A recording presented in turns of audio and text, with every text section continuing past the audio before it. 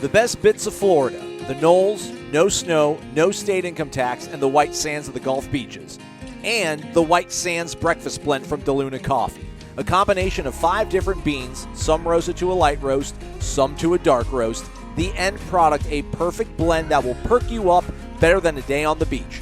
Visit DeLunaCoffee.com to browse all their top shelf blends and check out their Facebook and Instagram. DeLuna Coffee, all one word. DeLuna Coffee, proudly owned and operated by the Lemmix family. Loyal and passionate FSU alum. From Tally to Cali, It's time to wake up. Wake up! Wake up! Warchant.com is your ultimate Seminole sports source. And this is Wake Up Warchant, fueled by DeLuna Coffee. Coffee's for closers only. Now here's Warchant.com's Aslan Hutchavandi And Corey Clark.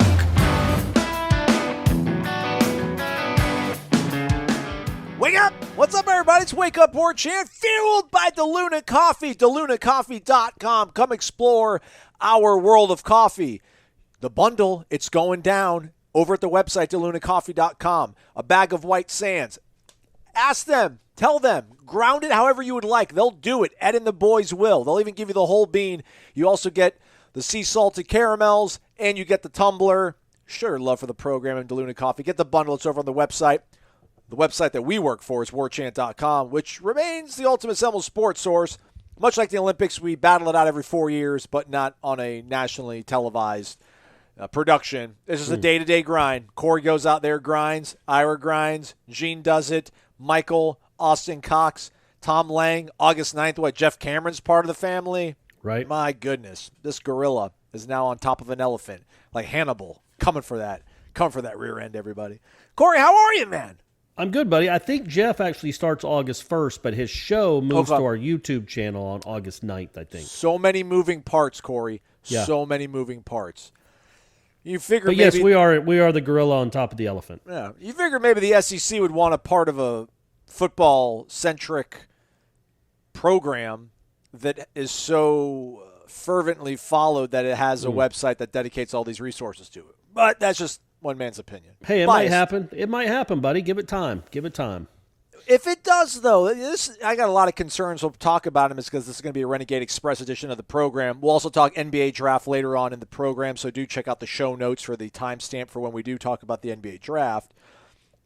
I mean, one of my main sort of concerns is with this whole now with the SEC officially, all 14 presidents or schools have voted to expand, and the formal invitation to Texas and Oklahoma has gone out.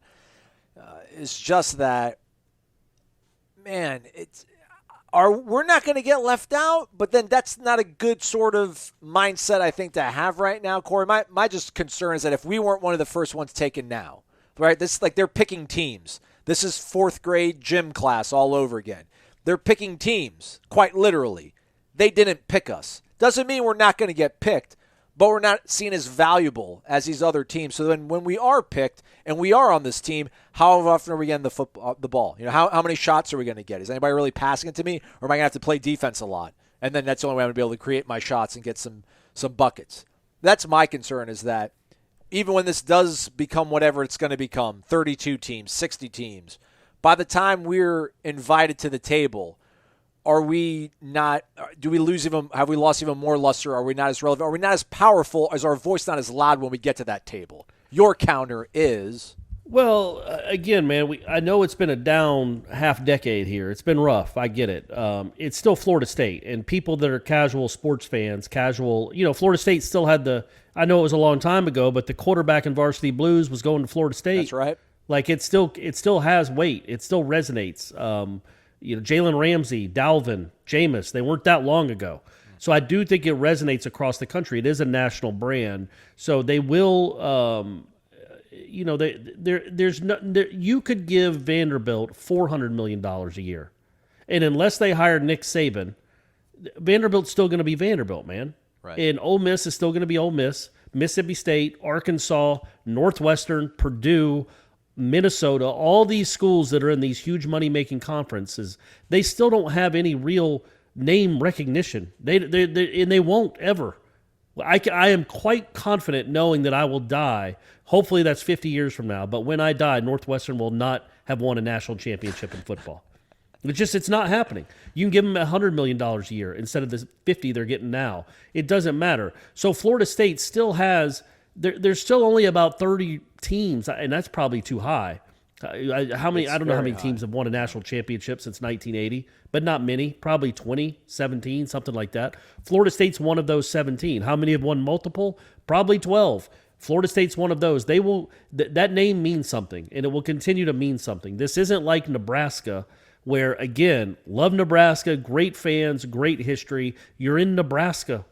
How much has that Big Ten move helped them? Yeah.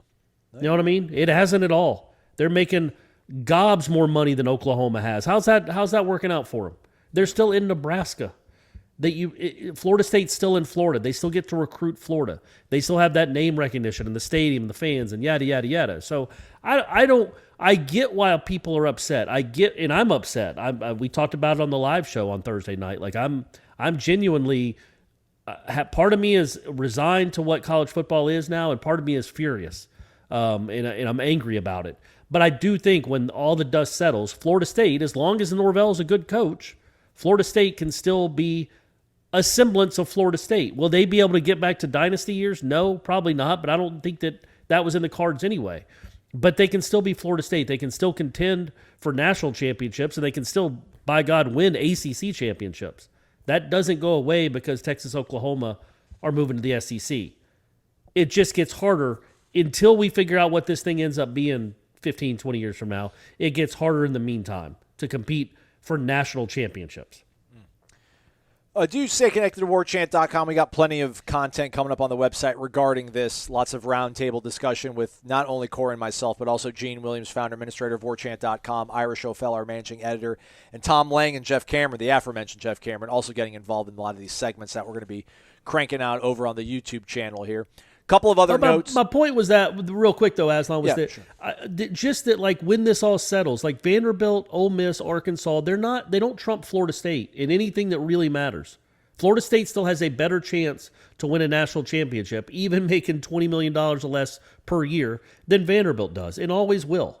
So with that, knowing that, I think teams like Florida State, probably a team like USC, definitely a team like Clemson, Ohio State, Michigan, those teams, they know that they can get back. You can get back there. There is an alley. There is a road back to national prominence.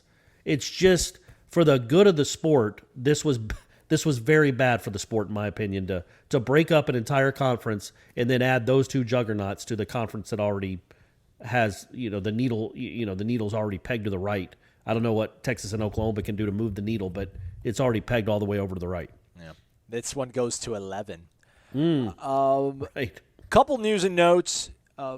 We know that the first day of preseason camp is going to be August 7th now. I think we found that out earlier in the week, but we didn't have a show since Monday for everybody's consumption. So August 7th it starts. August 6th, still supposed to have a media luncheon. Now, the FSU Fan Day kickoff luncheon has been canceled, I think. I don't know if it's been postponed, but I know with rising rates with COVID, they've gone ahead and exercised some prudent decision-making and erred on the side of caution and canceled that. So, but we'll be out there August 6th talking to the coaches, and then August 7th hopefully out there watching them practice. We still don't know yet what the setup for that is going to be, but we keep our fingers crossed I'll be able to be out there filming, and I will be, and Tom's going to be out there in Austin, so we'll have plenty of footage from that sort of stuff. Also, apparently, while it's not been made official, it is trending heavily in that direction, and Ira's pretty much all but said it's happening here, and that's Florida State going to pull a page out of the Taggart playbook. I kid. Chill out, everybody. It's just a joke. But they're going to take the show on the road for a couple practices, Corey, it seems like, mid-August, and head to Jacksonville and practice on the campus of UNF. I'm not that, I don't think it's. I don't listen. This is me being the guy on the news talking about I know more about a vaccine than a doctor. I don't know more about this football team and what it needs than Mike Norvell does. I just don't know how much you really get out of these team building, team chemistry, camaraderie things. You need to do a couple of these things. I get it. Day retreat, paintball, ropes course. This seems dubious, but hey, again, I'm not the football coach. I don't get paid $4 million to push the right buttons. Hopefully, they'll push some of the right buttons. I imagine we'll be out there every single day there in Jacksonville, though. Yeah, I mean, it's just what NFL teams do, right? Yeah. And I think more and more college teams are probably going to do this. Yeah, I don't know how much it matters. I don't know if you can quantify what 3 days in another city sleeping in dorms does for the camaraderie of a team. But again, the NFL does it.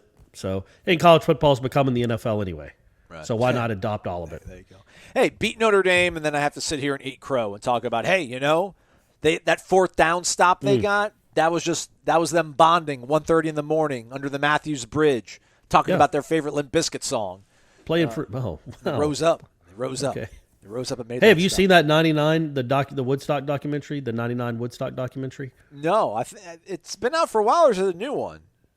No, it's a new one. I think it was released like last week or so. Oh, no, I have not. And Limp Bizkit figures heavily in it. And again, I brought this up on headlines, but how are we in a place in this country where Limp Bizkit was the biggest band in the country?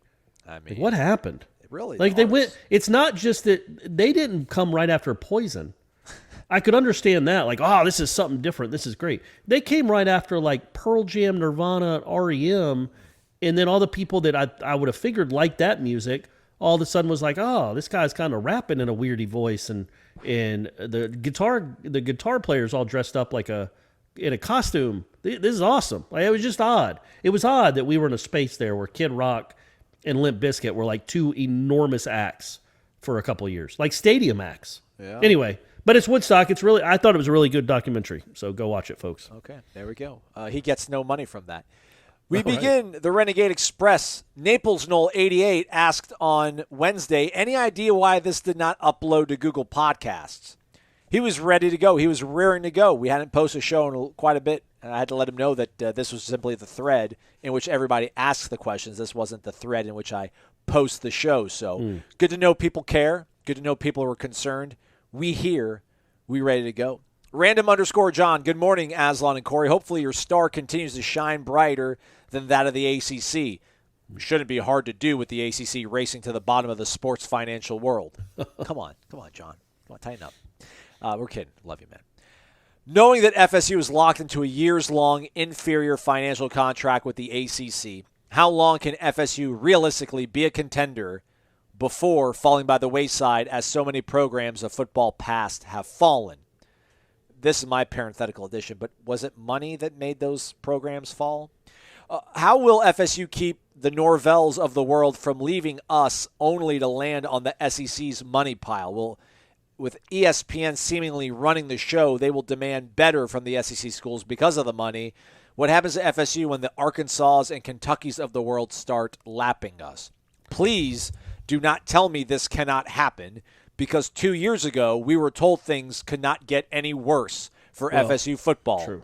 And it got worse. Becoming irrelevant is absolutely possible. How does FSU remain relevant moving forward? Also, drink DeLuna coffee, or the ACC grant of rights will be extended by another 25 years. Right. Smart. Well, Corey, you talked about it, right? Like, it's not going to happen. We're Florida State. The point is they're not going to get lapped by Kentucky. Arkansas and Kentucky aren't going anywhere. Like, think about it from this, Random_John, a loyal listener, love you to death. Uh-huh. The SEC has already been kicking their ass for decades, and it just got harder. Like, you know what I mean? Like, yeah, Kentucky and Arkansas, sorry for the cursing, folks, turn that down. That's not, I don't even know if that's a curse word. It is, but it's not a bad one. Arkansas and Kentucky haven't been they've been making more money than Florida State for well over a decade now, and what does it matter? I mean, what does it matter? I know Kentucky had a better record this year, but again, Florida State's going to win most of those recruiting battles with Kentucky. Florida State's going to win most recruiting battles with Arkansas, especially for a kid that's not from Arkansas. You think Kentucky's going to come into Florida and take a kid from Tallahassee that Florida State wants? It's not happening. I don't think. I guess I could be wrong. So that being said, the money, all that's doing for some of these SEC schools is making them great at baseball. They're building these cathedrals with all this money, while meanwhile Florida State's Dick Howser Stadium is just a muddy puddle fest in the bowels of that stadium. So I get it. I understand. Florida State is well behind, and it's going to be well behind. and it can't catch up right now. I don't know how it catches up. And my point there is Clemson's finding a way to do it. It's not impossible. It's not impossible to win the ACC if you're Florida State, and I think that's the first step. And as much as I'm upset, Aslan, you're still there. You're I'm with here. me, right? Yeah, I'm sorry. So as much as I'm upset with the current landscape, I've been listening the whole time too. I promise. I certainly. Oh, good. That's good to know. Hopefully the listeners are with you. But as much as I'm upset with what's happened here in the addition of Texas and Oklahoma to already the loaded conference, it really bothers me. Just like Durant going to the Warriors really bothered me, just for the equity involved. But that being said, Florida State's first order of business is getting back near the top of the ACC. Like, none of this matters if Florida State's just going to piddle around and finish fifth in the ACC Atlantic. And none of those schools are making more money than Florida State. So while long-term, we're talking about the long-term health of the conference or of college football, and that's a huge deal, right now the first order of business is Florida State needs to get back to the top of the ACC. And then we'll see how far away they are. Just getting a couple of, especially if they go to the 12-team playoff, get in that a couple of times. I don't expect you to win it, but get in there. Get back in the conversation. Be a top 15 program. And then we can really start lamenting the difference in the money. And you can be a top 15 program in the ACC. Clemson's proved you can be a top 3 program. So I would say that's the first order of business. But again, I understand the concern. I don't think the likes of Kentucky, Vanderbilt, Missouri, schools like that, I just don't think Florida State is going to be impacted by them at all. I still think you're head and shoulders above them in everything that matters. A kid might be, oh man, that's really cool. Kentucky's got a football mansion that's 9 stories high and a recording studio on every floor. Oh yeah, I'm still going to go 4-8 every year. Like, I don't know how much that's going to end up mattering. But I will say this when it comes to, I think you brought up the point. Well, I don't even remember what the point was. But thanks, Corey. But about like that teams were able to compete and beat the SEC for years. Clemson does what they do, even though they don't make the money. I mean, they still got gobs of money there, but they don't make the money that the SEC does from the TV deal.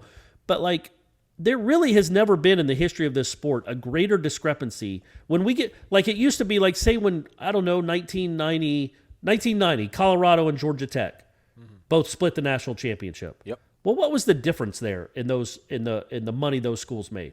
Negligible. When Florida State beat Nebraska, when Florida State beat Virginia Tech, the money these schools were making from TV deals, the difference was negligible. There wasn't much difference. We are now at a point now where Alabama could play, let's say Virginia Tech has a great year.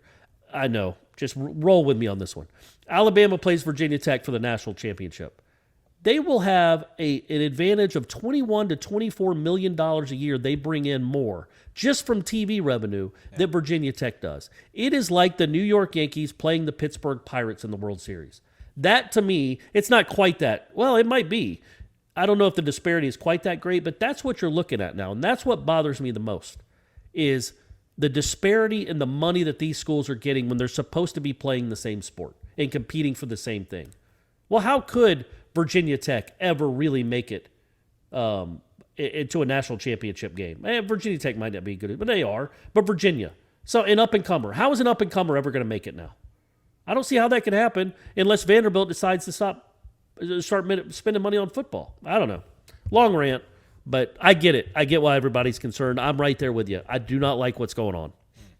I think there's a lot more of these questions in the bag. Let's carry on. Let's go to them. Sorry, I won't be as long-winded on that. No, you're fine. I was just saying this simply, if you don't like what we're talking about right now to start the show off, again, check the show notes. Maybe you can find hoops to be your salvation, but this is dominating the narrative and the conversation around Florida State circles. So let's go to Matt AMCZ. It's Mark, y'all. He's always in a better mood, positive, uplifting. Way up! Miss you guys. Can't wait for another live show. By the way, live recruiting show, Wes called in. He misses you, Corey. He wanted to say what's up. So what's up, Wes, Corey? man, I miss you too, buddy. I miss you. I hope the villages are doing well. I hope you're doing well in the villages. Yeah. Mark carries on from Naples. To be honest, all the threads on the Tribal Council about conference expansion and realignment are exhausting. I get it. It's very important. If I understand the facts, Texas and Oklahoma only had a couple of years left on their grant of rights with the Big 12, so it makes sense for the SEC and or ESPN to do what they did. FSU not in the same boat with the ACC, so we can't pull a rabbit out of the hat, even with the best lawyers and the smartest of presidents at FSU. Do you see it differently? For me, in the near future, I'd like to see the ACC pull in a couple of football-oriented schools and let a couple of the duds go. Yes, I'm looking at you, Syracuse and Wake. We're going to be eating a lot of crow if they don't beat Wake. Everyone keeps pulling Oh, the no. Wake It's thing. still, what does it matter, though? It's a downfall. Like Wake Forest, what have they given this conference? Yeah, no, you're right. Besides Tim Duncan and Chris Paul. Besides Riley Skinner. And, shirtless Riley Skinner picks. Also, there's nothing they've given us. Yeah, I know. I just say it's a big game. That's where we're at right now. Pivotal Week 3 showdown in Winston-Salem. You're right. Also, looking at the big picture. All right, so how about near future? What do you think about that? Pull in a couple of football-oriented schools, let a couple of the duds go. Yeah, you can't do that. It's the same reason that he was talking about the grant of rights, and you would have to pay those schools. I don't know that you could just they signed that contract till 2036, so you would owe them money. I mean, that's how contracts work. I don't know that you can just contract. Yeah. I just don't. I'm not a lawyer, certainly not a corporate lawyer, but I don't know that you could just contract. But yes, the floor. It would have been nice if the ACC. It was so dumb. We talked about on the live show, like bringing in Boston College and Syracuse for those markets, quote unquote, was just historically dumb. Nobody in the city of New York could tell you one football player on the Syracuse football team. Yeah, but Syracuse basketball is a big deal. And what does it do though? Like, but I get the mistakes we made. I get the mistakes that were made 20 and 30 years ago when nobody saw the writing on the wall. But Syracuse and Pitt in BC, maybe not BC. I feel like I can't remember when BC came. 06. They came in at a point where it was pretty obvious what was happening in college athletics, and that football was the only sport that mattered. So what are you doing? Nobody cares in Boston about Boston college sports. They just don't. So what is it? What good does it do you to get those the quote unquote eyeballs when you don't get them? Like people in Oklahoma care about Oklahoma football. People in Texas very much care about Texas football. So yeah, so with that in mind, it would have been nice maybe back then to get a West Virginia. Yeah. West Virginia would have given more to this conference than what BC and Syracuse and those two for sure. Pitt really have given them since they've been here. Just duds of additions. Like Louisville was a very good addition. That's it. All the other ones were just misfires. And looking at you, Miami. Looking at you. Well, right. Well, they were so long ago. I guess I could include that's bad luck. Like I talked about on the last show. Like when they signed Miami, when they got Miami in here, Miami was coming off a 3-year run where they put like 30 first-round picks. They were the program in the country, are right off the edge of that, right off the cusp of that when they signed with the ACC. There's no way that the ACC could know that Miami was going to turn into Boston College. They couldn't have known that Miami was going to be as worthless as a fill in the blank in 17 years. They've never won one ACC championship, only been in one championship game. Just embarrassing. They didn't know Miami was going to be an embarrassment like that, but that was just bad luck. That's just bad luck. But the other ones, anybody with any forethought could have been like, man, I don't know. I think you're giving this Boston TV market a little too much credit. They don't, unless Doug Flutie's throwing passes, they don't give a rat's behind about any of those guys. So anyway, big picture. But who would you add? West Virginia? That's the only one that's out there, right? Like TCU. I mean, I guess they care about football, but I don't know. I don't think they add your counter move to Texas and Oklahoma joining your rival conference can't be West Virginia and TCU or TCU Iowa State or Kansas State. You might as well just not add anyone because those schools aren't going to bring. They're not going to have the gravitas for ESPN to go change their deal and give you more money. Yeah. And, we talked about on the live show that we did with you, myself, Ira, and Gene, but people talking about Penn State not happy with the Big Ten. Obviously, Notre Dame is still that, white whale that's out there. Those would be great. Those would be nice. Houston, UCF, Yeah, big markets. I feel like Houston cares about that team. I can't quite get a read on that market. I know it's a NFL town too, but I feel like they care about that team, and I really don't know about UCF. Like if that would be something Florida State would want to happen or not. Right. I mean, what concerns about Houston is Dana Holgerson. I don't I don't know if Dana Holgerson's the man that's going to lead you into the next level of your football team. Who knows what Gus is going to do at UCF. But big picture-wise, Mark carries on with us. All the players and coaches can do is control the product on the field. If Norvell and staff get this thing going on the field, keep recruiting their tails off, then FSU should be fine and eventually end up in whatever super conference or super league that is formed. Just win again, baby. That's what I want to see, starting in a little over a month with a beatdown of Notre Dame. Go Noles! Nice. Always optimistic, and that is the first step, man. That's the thing that matters most. I know this is dominated for a week now, and it's all I've kind of talked about. It's more because I'm such a fan of the sport that I know how bad this is. What's happening now, the current landscape is awful for the sport. But yes, for Florida State's purposes, start winning again, and then we'll address the other issues when we get there. But you got to start winning again for any of it to really matter. Primetime 92, Caslon. He addresses us as Caslon. Okay. Hybrid. I laughed at Corey's naked man on the beach story. Corey channeled his inner Karen by calling the cops, but his reasoning was understandable. Maybe the hazing protocol for the new Warchant Dream Team members should be naked mile through campus. On second thought, maybe not. No, let's not do that. We don't want them getting arrested right off the bat. Although that would be good publicity. Any publicity is good publicity. It'd be national news. Primetime 92 says, my question is, who on the 92 NBA Dream Team compares to the Warchant team? I think Gene is MJ. Ira would be Magic. Corey would be Larry Bird. Fill in the blanks. What are you, Aslan? You're like Leitner? I would say like maybe Tom. Tom's got really good hair. I don't. Leitner had really good lettuce. But yeah, people don't like Leitner. I'll wear the black. I'll wear the black hat. I'll go with that. Is Cameron Barkley? That's probably not a bad play. Yeah, because he's outspoken. Yeah. A little bigger, a little more athletic too. Barkley. That's where I wasn't going with that, Jeff. That's not the lane I was trying to go down. Sure, but he's athletic. He has a similar build to Barkley. That's not bad. I'm trying to even think who was all on that team: Stockton, David Robinson, Pippen. Who's You're Pippen. Oh. You're Scottie Pippen because you do have a filter, but you say some things that are out there sometimes. You say some things that are controversial. Scotty hasn't done. That's a recent thing with Scotty, right? I always thought Scotty was. Well, that's true. He didn't say it. Well, I think he did. We just didn't know about it. Yeah. Like if Twitter would have been around in 1992, you're right. He would have been tweeting nonsense every other day, Durant, after every game. Sean paid me. He'd be our Kevin Durant, right? Just picking fights with everybody. That guy, man. I guess it's I get it. I guess you're Kevin Durant, man. You don't even need to look at Twitter, really. Right. You don't even need to. You know what's going on. Anyway, so yeah, that's a tough one. Austin, I don't know who Austin is.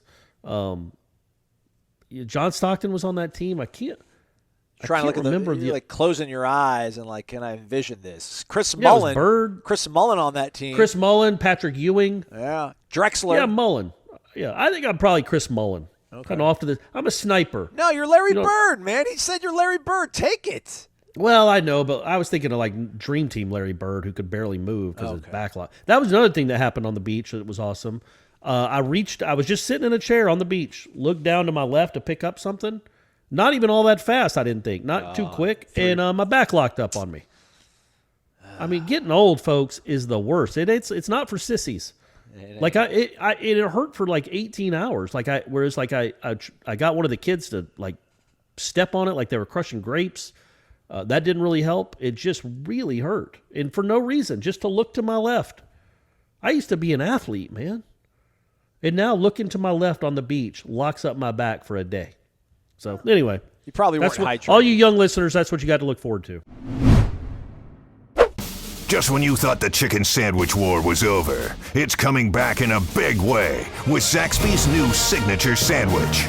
It's a double hand-breaded filet, split-top bun, 3 zesty pickles, and if that wasn't enough, it's smothered in Zax sauce or new spicy Zax sauce. That's right, it's such a big deal, we made a totally new sauce to give it the kick it deserves. The other guys won't know what hit them. The new Zaxby's signature sandwich. Have you tried it yet? And don't forget to listen in for the Zaxby's indescribably good Player of the Week every Monday on Wake Up Warchant. All right, what you've all been waiting for, NBA draft wrap-up. Third lottery pick in the last 2 years for Leonard Hamilton and the Noles. A little bit of a surprise, right? Corey, Scotty Barnes going 4th to the Toronto Raptors. Yeah, I think at the end of the day, like going into Thursday, I think most people had him going 5th to the Magic. Yeah. I think a lot of people thought maybe the Raptors would take the kid from Gonzaga. I can't remember what we call it. Gonzaga? Zags. Yeah, Gonzaga. But no, so Barnes went 4th to the Raptors, so he became, as I tweeted out on Thursday night, he became the second straight Florida State 6th man to go number 4 overall in the draft, because Patrick Williams accomplished that feat in 2020. And again, so they had that's 3 now lottery picks in the last 2 years. It's just, and then when you throw in Balsa got drafted 57th overall. Balsha, Koprivica, to the Hornets, 57th overall, very early on Friday morning. And then about 3 minutes later, Raquan Gray was drafted, 59th overall by the Nets. So that's 3 picks from that team. I think, if anything, Koprivica might be a little bit of a surprise, but I mean, you saw the talent. It was just a matter of him not really having done a whole lot in college, but the upside is certainly there. And overall, Barnes, not a surprise at all. I figure he knocked it out of the park in the pre-draft stuff. The combine, he was great. As we would all know, the interview, he was great. Everybody loves him and says a lot of great things about him. So, yeah, I wasn't too surprised. Not like I was last year with Patrick Williams. But I thought he was going to go 5th overall, and he went 4th. So, there you go. And Scotty Barnes, arguably the best dressed draft pick in NBA history. What a sharp outfit the young man put together on Thursday night. Looked amazing. Turtleneck, white, sort of patterned suit. I'm being sincere. He looked incredible. I know. What a handsome young man. Good for Scotty Barnes, man. 4th overall to the Raptors. And then I spent the better part of, I don't know, an hour and a half, 2 hours of Thursday every single time Adam Silver, or whoever his vice lieutenant is, in the 35th pick in the NBA draft, the Pelicans select, and I'd be like, Raquan Gray. Then the 41st pick, the Spurs select Raquan Gray. 46th pick, nope. So we kept waiting and waiting and waiting. But as you said, he did finally get drafted. 59th to the Nets. What a great landing spot for Raquan Gray. I mean, Durant's going to have his hands full holding on to that starting job. You know what I mean? You better come with it, KD. You better come with Raquan's. But no, I think Raquan is a guy that if it's the right situation, he is a dude that I think can play in this league for a decade. Just the way he is a basketball player, and he can do a lot of really good things on both ends of the court. He's never going to be an all-star, I don't think, but I think he can be a role player, and he can be a role player on a good team. He's an older guy. He might even be able to work himself into the rotation pretty early on with the Nets. But overall, man, it's just cool for him. Again, a kid that came in clearly out of shape, he redshirted. You just don't redshirt and get drafted. That just doesn't happen a lot. And it's just a testament to him. It's obviously we say a lot about Florida State's program itself, but for this, it's just a testament to Raquan, the hard work he put in. He kept getting better. Until he was one of the better college players in the country, and that proved it on Thursday. When they only get 60 draft picks, that's all that gets taken. MJ Walker was a really good player. He didn't get drafted. There's been plenty of guys all over the country, Duke, North Carolina, Louisville, on and on, that are great players that don't get drafted. Raquan got drafted, so did Balsha. And, that's 18 draft picks now Leonard's had since he's been at Florida State. The vast majority have come in the last 4 or 5 years. And you're just looking at a league now where you're going to have every night there's going to be a couple Florida State guys playing. I don't know what there are now. I think that puts it at 10 in the league, 9 or 10 Florida State guys in the league. Just really cool, man, and really, really excited for. Scotty was a one and done. I'm bummed that he didn't get to play in front of full crowds. I think that would have been incredible to watch him in front of 11,000 people. But Raekwon, I'm excited for him, but I didn't really get to know him. I got to know Raekwon. Yeah. And I'm just really excited that hard work that he got drafted. It's not a guarantee that he makes a team, but it's awesome that he got drafted. That's really cool, and it's really cool for the program as well. And it's look, man, you had 3 guys. What did Balsa play? What did he average this year? 17 minutes? Scotty was probably 28. Raekwon was probably 30, 28, 25, 27, somewhere in there. Like, this is a team that doesn't play guys 40 minutes. They don't play 38 minutes a game, and yet they've now had 5 guys drafted in the last 2 years. 3 of them lottery picks. That's, again, you come to Florida State and you're good enough, you're going to get drafted, and you're going to get drafted high if you're that kind of talented. You're going to get developed, too. I mean, Scotty, not as much, obviously, but, Raekwon, I think, is a good, data point for that. Obviously, Devin Vassell.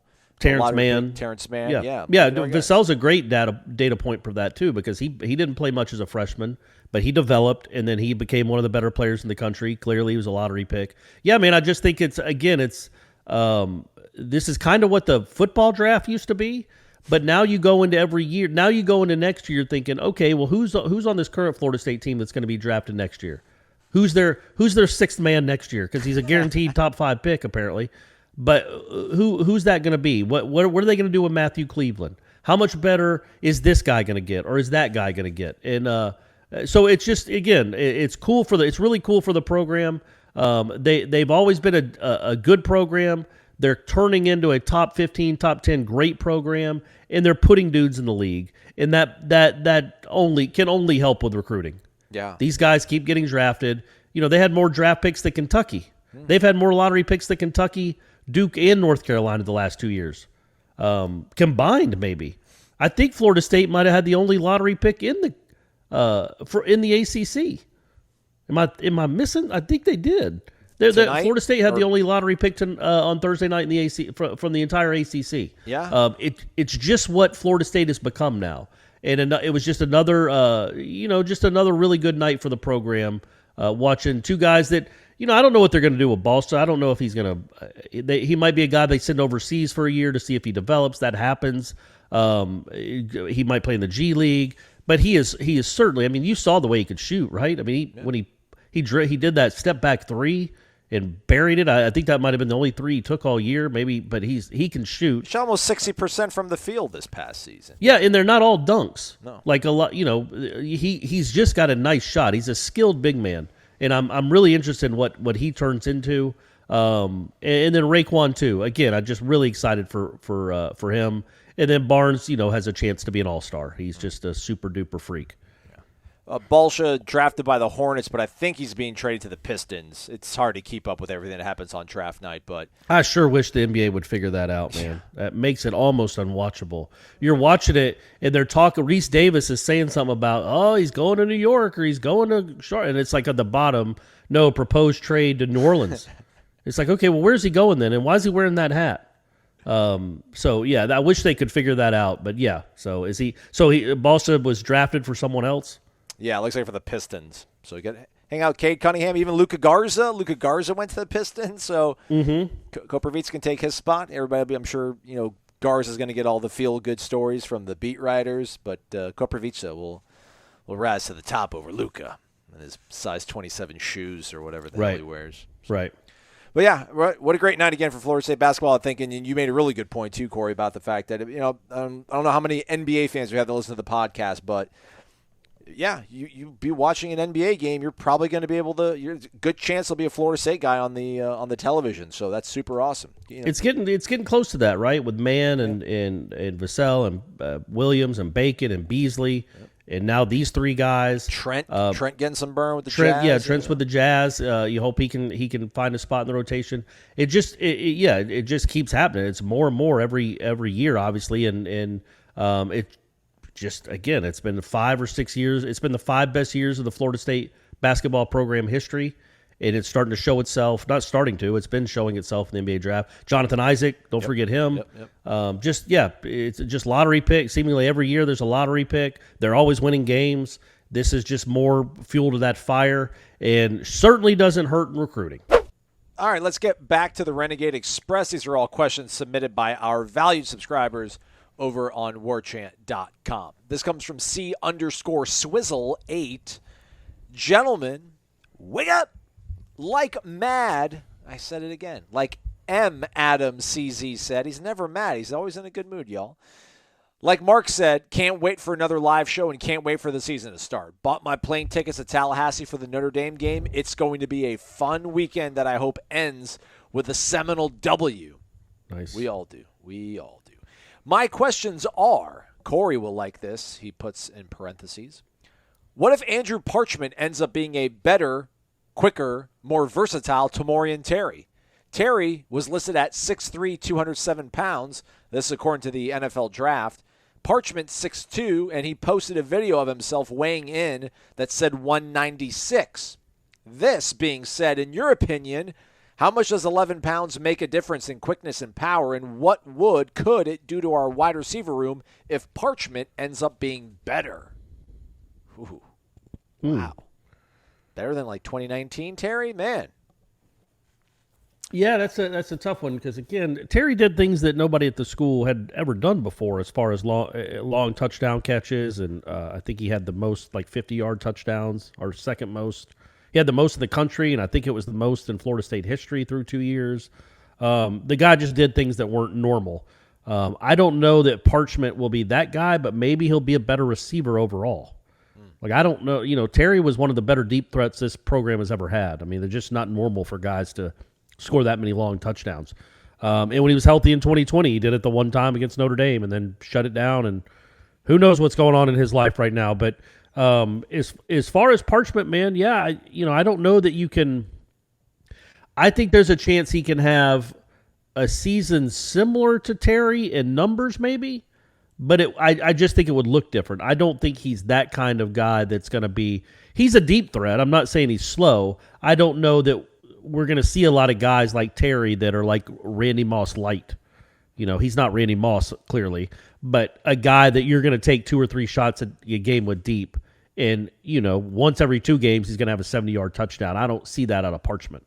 But he could have a better year. He could be a better overall receiver. Does that make sense?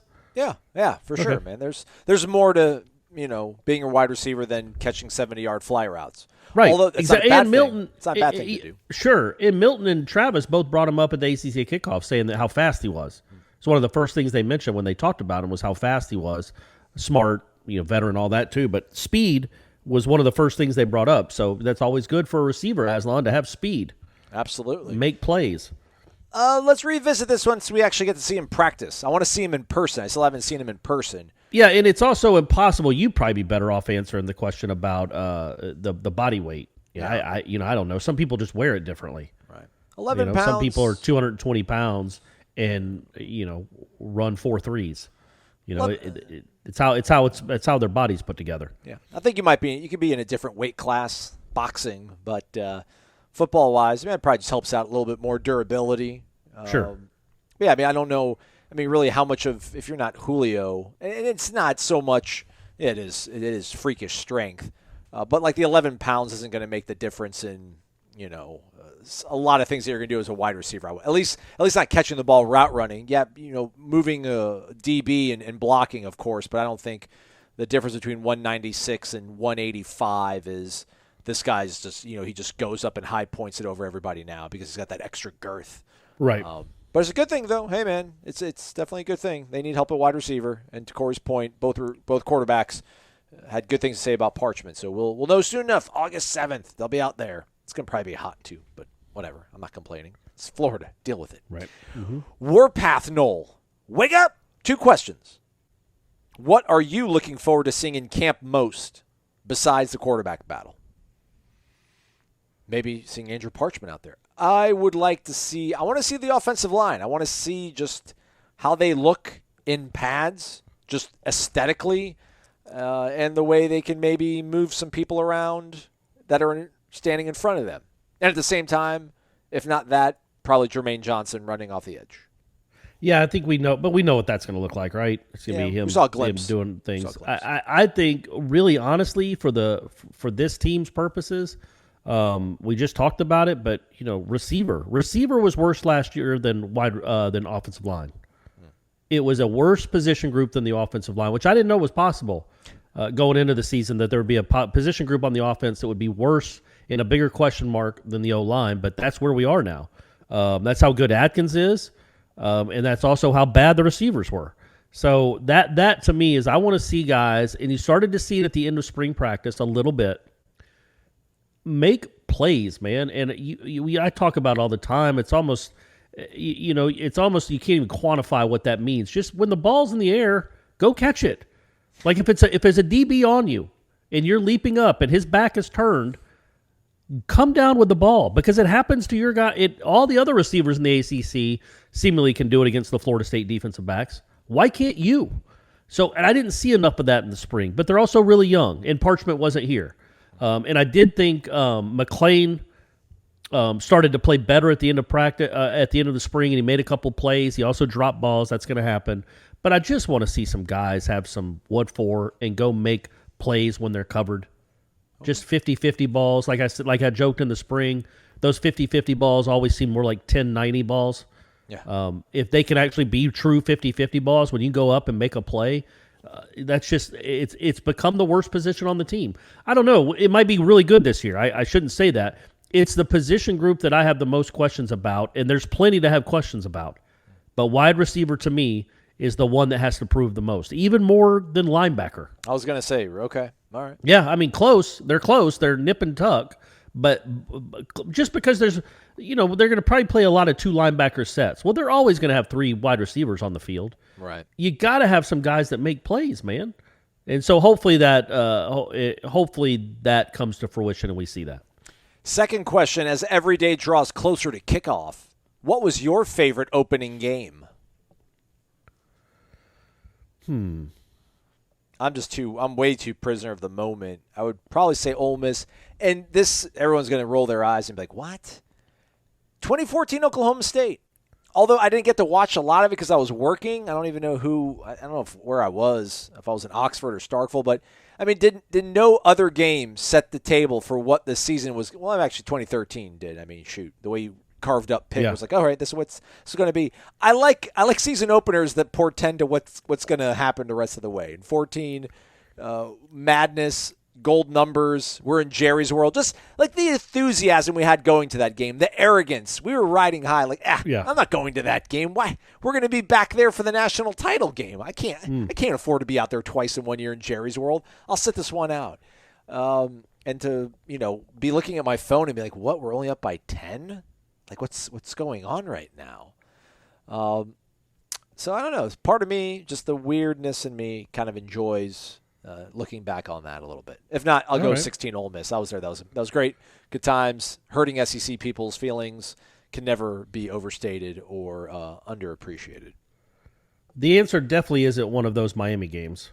Even the ones Florida State won, they were just gross. Come on, 2005, the muff. Come on. The muff, the one next year that was like 13-10. Those were just an abomination to college football. I think I was going to say 93 just because of the goal line stand against Kansas, and it was the national championship. But I'm going to go the year before. Ooh. My man Charlie Ward. Okay. First start. I can't explain to you how excited 17-year-old Corey Clark was to see this guy, excuse me, that he had been hearing about for the better part of 2 years, and also had been watching him on the basketball court, to get his first start. And then it was against Duke, and I'm pretty sure Charlie threw an interception on the first play or the first drive. And there was just but I was at a sports bar in Atlanta because it was on Sunshine Network. You had to go watch it in a bar. It wasn't on national TV. And just the beauty of a guy that I think he turned it over 5 times and had 5 touchdowns. And they won. It was Duke. They beat them. Marvin Jones had a big hit in that game. I think he might have had an interception. But just the beauty of Charlie Ward and what that was, the journey we were all about to take with him, especially that first year. Well, the second year was when he was incredible. But that first year, it was as rocky a roller coaster as any quarterback's ever had. And it started right away. First game, 4 interceptions, 4 touchdown passes. Just something beautiful about it. Florida State forces Duke on a 3-and-out. And then on 3rd and 15, Charlie's picked off on the first drive. Yep. Look at that. Yep. Look at Yep, that. he did it. I think he ran for a touchdown in that game and threw 4 touchdowns, and then also had the 4 picks. And then the very next game, he had 4 picks at Clemson, but led him down the field in the final 2 minutes to win that game. 17 of 33, 4 picks, 4 touchdowns, 269 yards, and rushing 9 rushes, 84 yards, 1 touchdown. I'm telling you, man, we hadn't seen anything like that. You hope that interceptions would come down, and they clearly did. And he was in the eye. They were in the eye of the whole time. Like, he wasn't in the shotgun. Didn't even know. Apparently, Florida State didn't even know that was an option. Wait, the quarterback can back up? But yeah, it was just, again, it was just the beautiful chaos of Charlie Ward, his first few starts at Florida State. Kez caught 3 of those touchdowns. Yeah, Kez was his favorite guy, man. Kez was especially in '93, Kez was the guy he always went to. Rolling along here. Next question. Thank you, Warpath Noel. We'll go to Eskimo Randy. I think Matt Fryer caught the other one, a long one. 2 catches, 80 yards for a touchdown, a long of 68. That would qualify. There you go. There we go. This guy.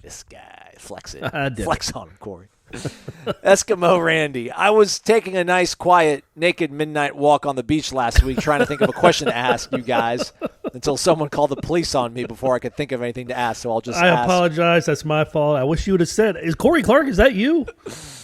Eskimo Randy says, I'll just ask whether or not you think FSU will determine its own destiny in this realignment mess or see where the winds take the ACC. I think at this point I don't want to say we're beholden, but would you qualify Texas and Oklahoma as determining their own destiny? I kind of would, but I'm very apprehensive, but it's my nature, I guess. At the end of the day, Corey and Gene were spot on, I would say, in the live shows. Like, when everything's done, when all the dust settles, Florida State's going to find a seat. You can't, not that you're going to lose legitimacy by having a super conference and not having Florida State in there, but if that's what you want to accomplish, then you need to have all your elite teams in there. And Florida State, for the last 30 years, has been that, more so than a lot of these other teams that are just already from part a of money making and from a money making perspective. If that's all ESPN cares about, which clearly it is, what sense would it make in having Vanderbilt and Arkansas and Kentucky in the Mississippi schools? Like, what are those ratings? What are Mississippi's ratings when they play football? I know Auburn fans will watch when they're playing Auburn, but what's the sense in having a super conference, an all big powerful football conference, and having Vanderbilt and Arkansas in it, and Florida State and Miami not in it, and Clemson not in it? It just doesn't. It wouldn't happen. So I think that yes, at the end of the day, Florida State will be where it needs to be. I just don't know when that's going to be. I don't know if it's 2031, if it's 2040. Obviously, college football is changing exponentially almost every year. So who knows where this thing ends up? But I do think Florida State will be able to compete for national championships in college football for the rest of eternity. I guess that's how I would phrase it. Now, will they be behind other schools as far as resources? And sure, but they will be one of the teams that can always compete for a national championship. Texas Tech, if they don't latch on to like the Pac-12 or something, will not. I think that's the difference. Well said. MX Hutso, discuss more the idea of the ACC rating the Big Ten, ?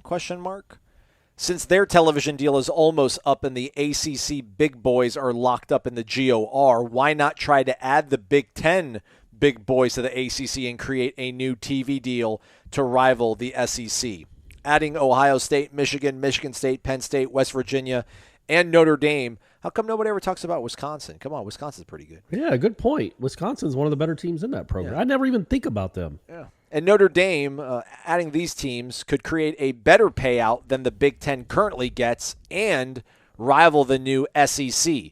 What would be the biggest obstacle to that strategy? Who better to raid the Big Ten than Jim Phillips, who came from Northwestern? Yeah, I mean, it's clearly that would be a money-making conference, and yeah, you're talking about Michigan, Michigan State, Ohio State, Wisconsin, Notre Dame, Florida State, Clemson. That's a program. That's a conference. Iowa's decent. We'll take Iowa. Iowa. Throw Iowa in there, sure, and your wrestling goes through the roof. There we go. Bad news for NC State, who I think is the best wrestling program in the conference. That would be really bad news if Iowa came. But yeah, I just you have to give them a reason. And so the only way that could happen is you work in cahoots with ESPN to show Wisconsin and Ohio State, hey, if you come join this conference, I just don't see that you can raid the Big Ten. You might get one team, or you're not going to get 6 of them. So it seemed like it would make more sense if there was a merger of some sort. And then you have to, you can't have, you can have a conference with 28 schools. And half of them are like Northwestern, Minnesota, Wake, Duke. Like if you could take the best of both conferences and make one conference, then yeah, you would have the best conference in the country because you wouldn't be saddled with the Vanderbilts and Arkansas of the world. But how does that happen? Why would those Big Ten schools come to the ACC? And I wonder at what point does Fox try to assert itself? Because, I mean, they had a little bit of a sort of, not ownership, but they have a stake in the Big 12. So they have to be smartened a little bit by this whole, sure. probably Absolutely. dissolution of this. I don't know. Do they hitch their wagon to the Pac-12? I doubt it. No. I would assume they probably try to find ways to firm up their sort of partnership with the Big Ten. Not a bad idea, though. Probably better than cozying up to the Pac-12.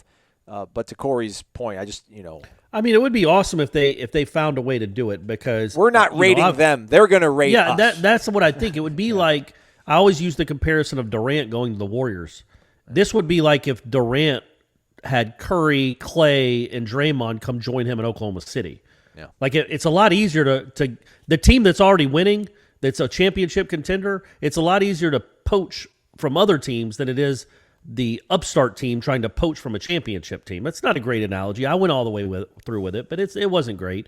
But the point being, the Big Ten is the big moneymaker. They make $200 million a year more than the ACC does.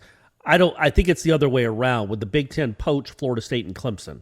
Or would these two conferences somehow come up with a deal where they join forces just to say screw you to the SEC? Like, okay, you're going to do all this behind our back? Okay, we'll deal with this conference then. Ohio State and Clemson are in the same conference. Florida State and Miami's in there as well. Now all of a sudden, you can compete with the SEC financially, TV-wise, resource-wise. But I don't know that the Big Ten would do that because I feel like you'd have to kick out Purdue and Minnesota and schools like that. Yeah, and Gene mentioned it on the live show as well, too. It's like awesome if you bring Notre Dame into the ACC, but that money is going to then have to be spread out over 14 other teams, so there's smaller pieces of the pie. So, like the Big Ten, with all their sort of superiority in terms of their financials with the TV revenue, if they were to rate us, then we bring the iconic brand. We bring heritage and history and success on the field. Like right now, ACC is not bringing a lot of, if this is all about money, ACC teams, I guess maybe you can pick one or two of us, like Clemson and Florida State, but we're not bringing, we're going to show up and crash your party because you guys, it's like we don't have any beer. We don't have any beer, and it's last call. We can't run and get in a six-pack anywhere, so we're just going to crash your party and then steal your beer. Like what? So what are we bringing to the table? Maybe a good-looking person or a funny joke. We bring 3 crystal footballs. We'll see. Who knows, man? But the Big Ten, I don't know, does that make more sense than the Pac-12? I'm never going to let this Pac-12 thing go. How about Illinois, though? Illinois might be sneaky good. Bert Bielema, old Brett Bielema back in the head coaching saddle. When has Illinois ever been good in our lifetime? Rohan Davey? Show some respect, man. Rohan Davey, Ron Turner. Rohan Davey is from LSU. Oh, Rohan Davey played Kurt Kittner. Kittner was with Illinois. Oh, yeah, Kurt Kittner, that's right. Thank you for correcting me on that. Ron Rivera, not Ron, Norv Turner's brother. They had another good year, Illinois. Dick Butkus, he's from Illinois. I guess you could throw him in there. Yeah, otherwise, there was a receiver, I think, that was like a 5-star that Zook got from Florida, but that didn't work out. Anyhow, let's continue on. It's getting late in the show. It's a long, long show. NYC_Nole_2. Wake up! Happy Wednesday as he sends this to us. On a Wednesday, he sent it to us from the Big Apple. 2 quick questions for you fine gentlemen. One, I may be biased, but I feel FSU has the coolest helmet uniform combo in college football. If you were forced to switch schools based solely on coolness of the uniform, who would you choose? As much as I hate to admit it, the U has some pretty nice unis. No, they don't. Oh, no. Otherwise, I think I might stick with the Bronze Age. Southern Cal or Michigan State. Both kind of cool designs and colors. That's the right answer. Southern Cal. Yeah, I like Southern Cal. Michigan, too. I've always been a huge fan of the uniforms and the helmets. The helmets more than the uniforms, really, but the color combo I like, too. So USC and Michigan are both good ones. I'm sure there's another one out there, but I can't. It's not, in my opinion, it's not Miami. But yeah, I can't think of one. But I do like. I've always liked Michigan. Michigan State to me is just a little too plain. It's just green and white with a little Spartan head. Yeah, I think he likes the whole Spartan aesthetic. But yeah, Southern Cal is the white tops. Oh, all about it. I'm Yellow- all about it. yellow The pants, red tradition. stripe. Yeah. It doesn't feel like they've changed their uniform since OJ was running for them. It just seems like the same uniform for the last 60 years. What about burnt orange? Do you like burnt orange, Corey? No, not really. Yeah. Not really. I've never really enjoyed those uniforms. They've never done anything for me. Number 2, is Clemson in the same bind with the ACC that FSU is, both contractually and monetarily? Will it be just as difficult for them to leave? I feel there is power in numbers and having multiple playoff contenders, hopefully us soon, in parentheses he adds, will help to pull back some of the momentum rushing towards the SEC. You think maybe Packer and Durham will give college football a solid 10 minutes a show now, or still put us behind the Wake Forest diving team? As always, I will say, sorry, let him finish. As always, go Noles and drink your DeLuna. P.S. You guys should think about doing a New York City trip and recording a live podcast from one of the FSU bars up here. Ooh, there We'll be up there when A.J. Duffy is picking up his Heisman. Or Travis Hunter. Travis Hunter becoming the first when defense. Travis Hunter's picking up his second Heisman. Yeah, there we go. We'll be up to there. join, what's his name? What is his name? Archie Griffin. By the way, Archie Griffin, right? Not Yes. Griffith.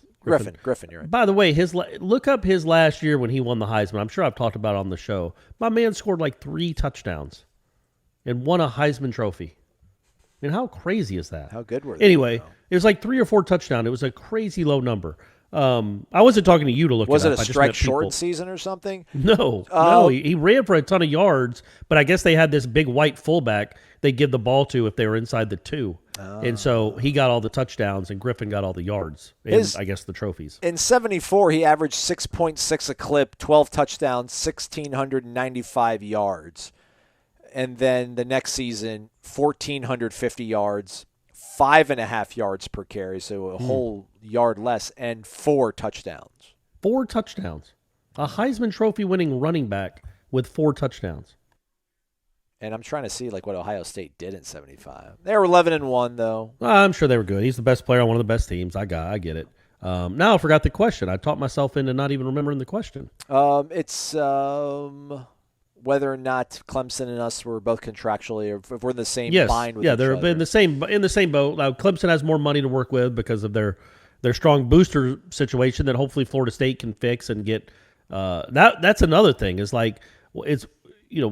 Clemson. You can use Clemson as the blueprint. It's not like Clemson is in the SEC. They're not part of the SEC TV deal, and yet they find a way to pay all these coaches all this money and win all these games. It can be done with the current land. The booster situation has to get fixed to Florida State, and Clemson had a huge head start in that regard. But if Florida State can find equal footing there or close to it, well, then there's no excuse that you can't at least be doing what Clemson's doing. Hey, you beat Clemson forever.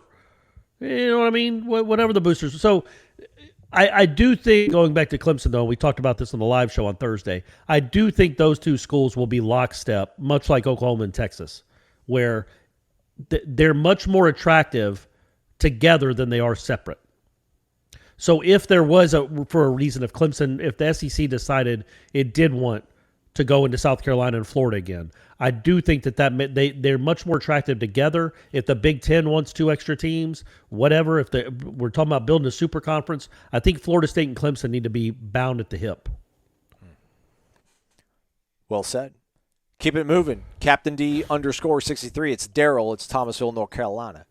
What's up, Aslan and Corey? Hope you two are doing well today. Texas and Oklahoma are trying to get in the SEC. They are. They're in there, man. First of all, this broke last week at ACC preseason conference. The commissioner was asked about bringing some new teams or trying to get Notre Dame as a full-time member. He said he's happy with the teams they have and that Notre Dame is satisfied with being an independent in football. My question is, why isn't our commissioner trying to be proactive and get some great teams in the ACC so we can compete with the SEC, or do away with the GOR so teams can align with other conferences, make mega conferences, and do away with the NCAA and make the top 30 or 40 teams, whichever that may be?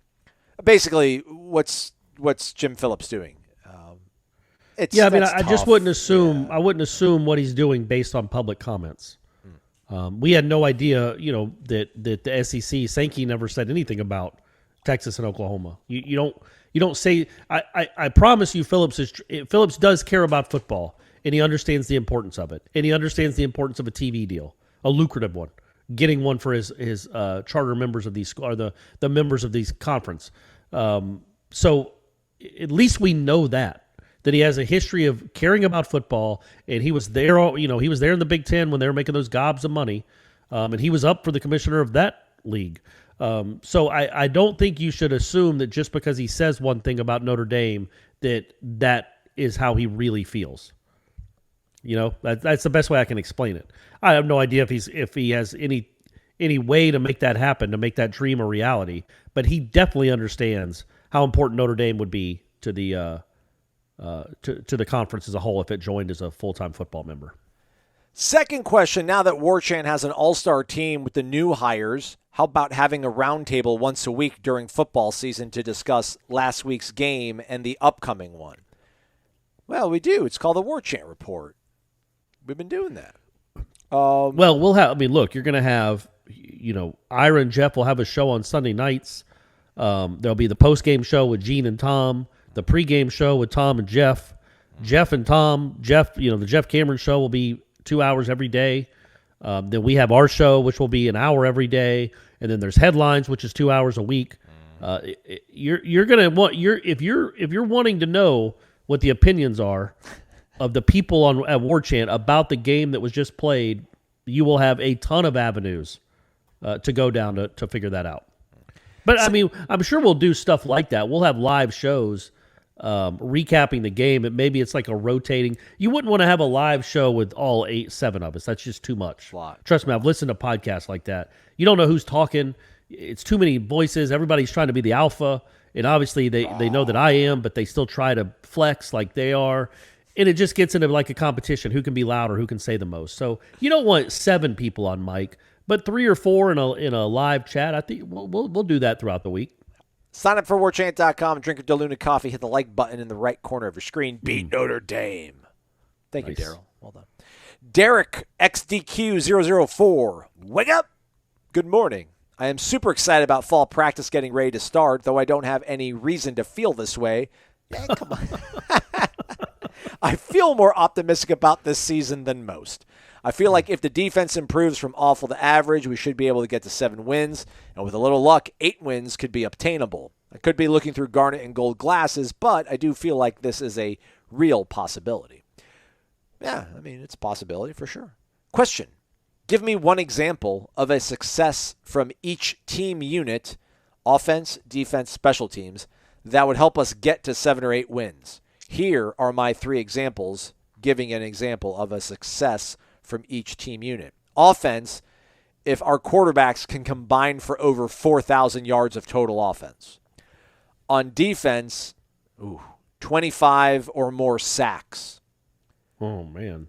Special teams, if we hit on 85% or more of our field goals. What are yours? I like the quarterback one. I'll crib that. I'll say like running backs. 1,800 out of Toafili and whoever else. That's what I'll say. Yeah, I won't even say the running backs. The 1-2 punch, Toafili and somebody else give me 1,850 yards. Okay. Because 7 or 8 wins, that's all we need. Yeah, I think sacks is a good one. I don't know if that number is the right number. That's a big number, isn't it? It's 2 a game, which isn't incredible, but that would be a huge leap. But if you're in the neighborhood of 20 or 25 sacks, I think that's worth a couple of wins. Honestly, I don't know what they had last year. 9, 4, 1. I don't remember them. There weren't many. I think if you're in the neighborhood of 25 sacks, you're one of the leaders in the conference. At least you're upper tier. And then didn't Pitt last year have like some crazy number of sacks? Yes, they did. I saw that number. I'm like, well, that can't be right. That's a misprint. But it's like, no. Oh, you cover Florida State. That's why you think that's a misprint.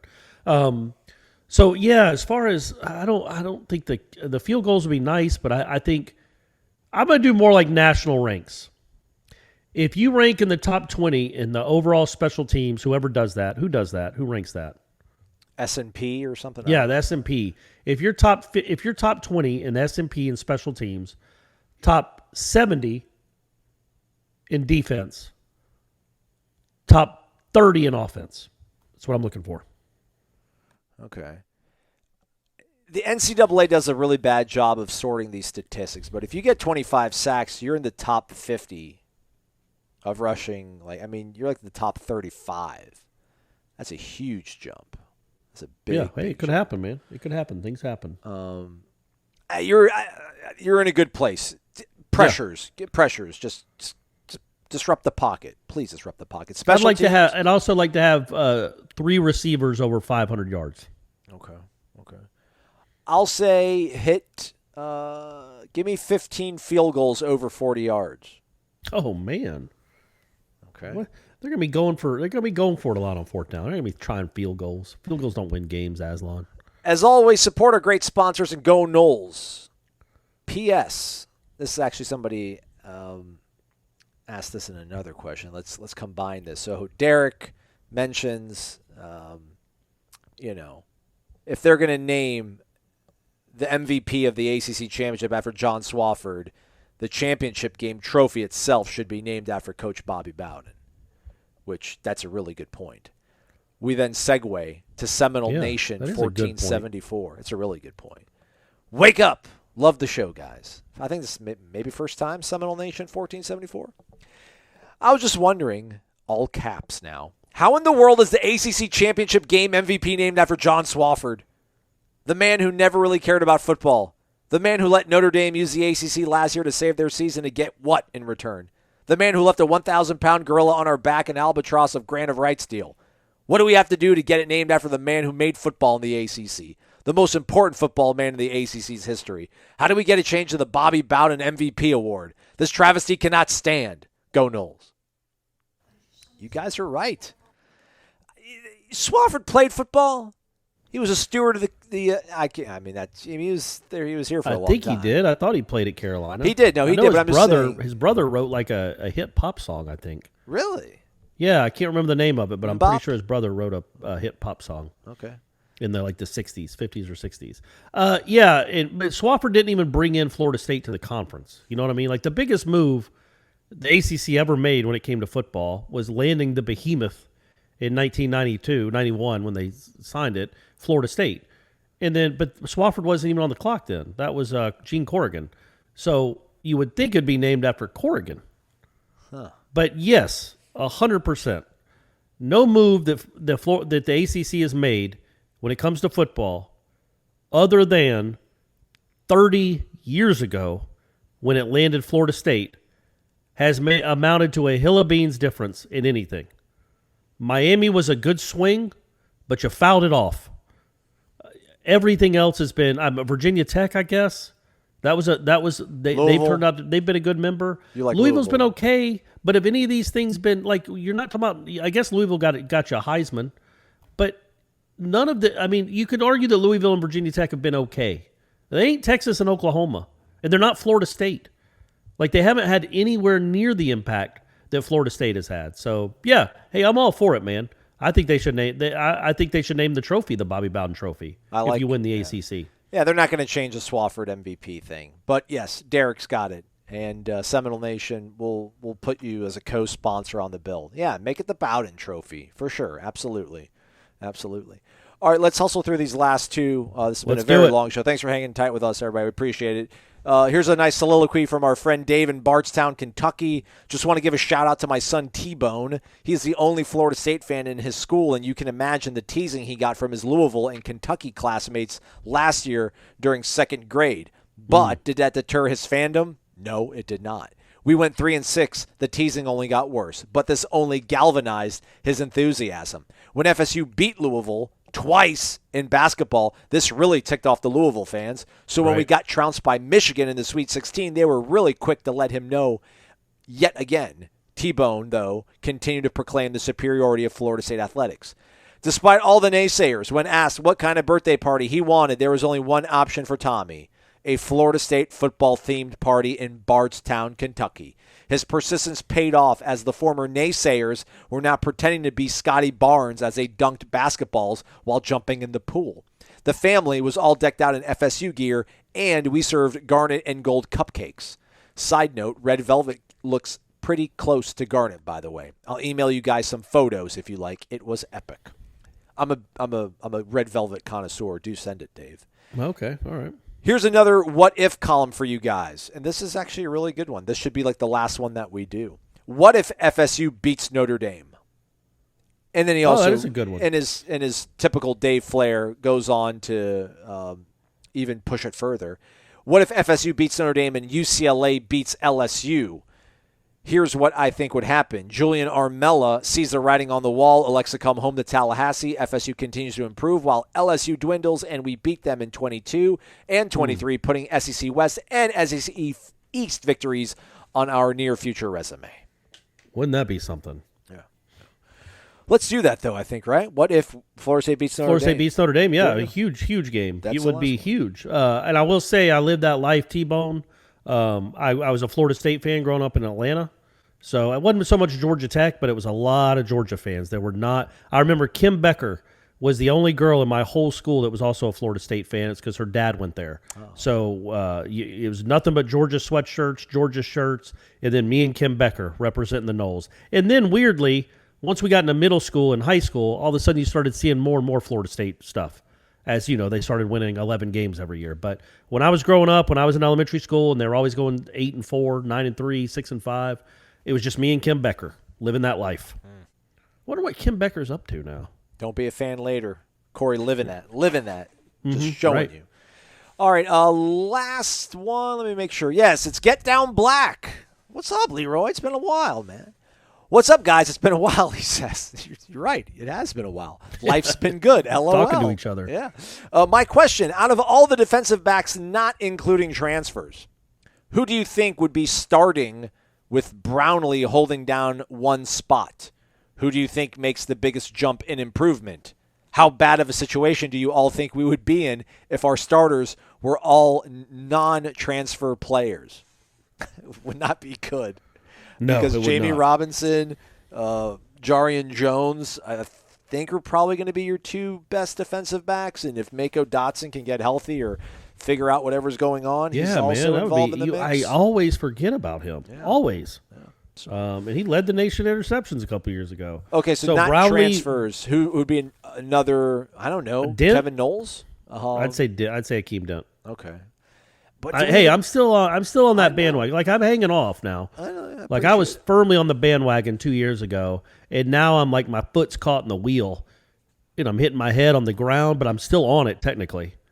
And hopefully Akeem Dent can play well enough that I hop back on and everybody else joins me. But right now, yeah, I'm kind of caught in the wheel, just getting hit every time the wheel rolls over. Golly, people are just yelling another answer right now. I don't really know who else cornerback wise. Ain't a lot of great. Nobody's yelling. We're forgetting about Dion. Demore Tate. Who knows? Yeah, or Jalen Ramsey. There ain't any of those on this roster. So it's not like we're forgetting somebody that's a slam dunk. There are opinions, but it's not like there's an obvious one we're missing, because if there was an obvious one, they'd have been a lot better last year. Let's see here. Who's going to make the biggest improvement? I guess you would say Akeem Dent then, right? If you're going to put him as the other guy lying next to Jarvis. Sure, Brown. Yeah. If we're going just non-transfer guys, yeah, we'll do Akeem. If not non-transfer, I would say Jones. I think they like him. I think he's got some talent to him. He just didn't play a lot last year. He seemed hurt, or he didn't seem hurt. He was hurt. Yeah. I mean, otherwise, we're talking about, Gantz a safety, Renardo Green's a safety, Hunter Washington, if you want to go the true freshman route. Sidney Williams, but I think Sidney Williams is more of he's a safety. Yeah. Jadarius Green McKnight, safety. A lot of names, but not a lot of proven, or not a lot of seniority that's cultivated, in terms of being recruited straight out of high school. So, yeah, there you go. I think Akeem, probably the best one. You're right, Corey. You're usually all right. By the way, the singer, his name was William Swafford. His middle name was Oliver. He went by the name Oliver. Had a number one hit song back in 1969 on the adult contemporary charts entitled Jean. It was a song from the 1969 movie The Prime of Miss Jean Brodie. Oh, I thought it was a song. I don't know that song. I thought it was a song I'd heard of. Maybe that's just the name of the song, but the chorus is different. I don't remember, but I knew it was a song I'd heard of before. I don't know Gene. At least I don't think I do. Maybe I do. Maybe it's a really famous one. Yeah. His up-tempo single titled Good Morning Starshine reached that's number it. 3. Okay. Yeah, that's the one I've heard of. There you go. Yeah, there we go. I'm not going to sing it for you guys, but trust me, if I did, it would be great. And also, if you're out there and you know Kim Becker, if you know that name, if you grew up in the Atlanta area, if you went to Rockbridge or Lilburn Middle, tell her I said hey. Tell her I said what's up. He's Corey. I'm Azon. Thanks for listening to another edition of Wake Up War Chant, fueled by DeLuna Coffee. Do stay connected to warchant.com. Guys, in a week, it's going to be football season, quite literally. Preseason camp starts August 7th. August 6th, we get Norvell and the coaches. We are looking forward to bringing you everything you possibly could want from your favorite team's football practices. It's going to be too much. It's going to be too much. You're going to be over-flooded. You're going to be flooded with it. By the way, I want to point this out real quick. I was legitimately just wanting to say hey to Kim Becker. I'm still happily in a relationship with Stephanie. In fact, I got the great honor of going to watch a Dave Matthews concert earlier this week with her in Atlanta because Tim, our buddy, backed out at the last minute. He's a huge Dave Matthews fan. I am not, but I got to go and watch it, so that was exciting because I'm a good boyfriend. Open up my head and let me out. There you go. Perfect. Later, everybody. Come explore our world of coffee. DeLuna Coffee features over 24 different blends. DeLuna's unique roasts can be delivered ground finely for drip coffee makers, coarse for the craft crowd, untouched as a whole bean, or even in convenient K-cups. Founded in 2014 by the Lemmix family, Ed and Brett are FSU alums and boosters who are extending a special offer to all listeners. Use the promo code WARCHANT15 for a 15% discount. Visit DeLunaCoffee.com and check out their Facebook and Instagram.